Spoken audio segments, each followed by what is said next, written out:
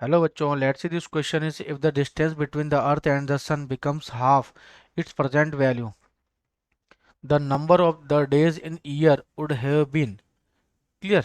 तो यहाँ पे बोल रहा है if the distance between the earth and the sun becomes half, यदि हाफ हो जाती है, यदि पहले आर है तो फिर आर बाई टू हो जाती है। तो मुझे third law of planetary motion क्या होता है, this is T one by T two, ये होता है T square is directly proportional to R cube. तो T one by T two is two R one by R two की power three by two, इसे ऐसे लिखा जा सकता है। ठीक है।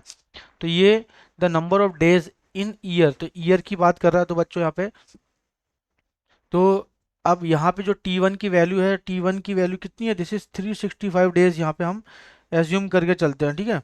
तो T1 कितना हो जाएगा यहाँ पे, T1 इज इक्वल टू जाएगा, this is T1 is equal to 365 days initially. ठीक है।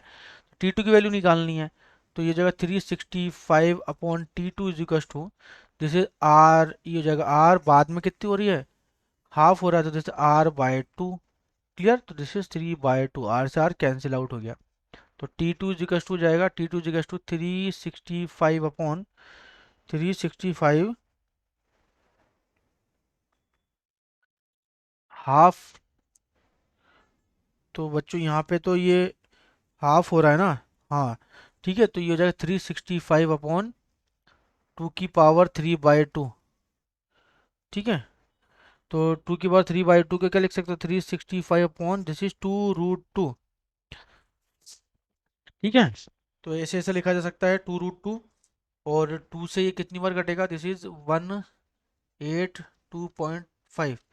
और 1/√2 क्या होता है, तो T2 की वैल्यू जाएगी 182.5 इंटू रूट 1/√2, जो होता है 0.707। जब मैं मल्टीप्लाई करूंगा इसको तो वैल्यू आ जाएगी जैसे 129 डेज। क्लियर बच्चों, तो 129, this option number B is correct. Best of luck.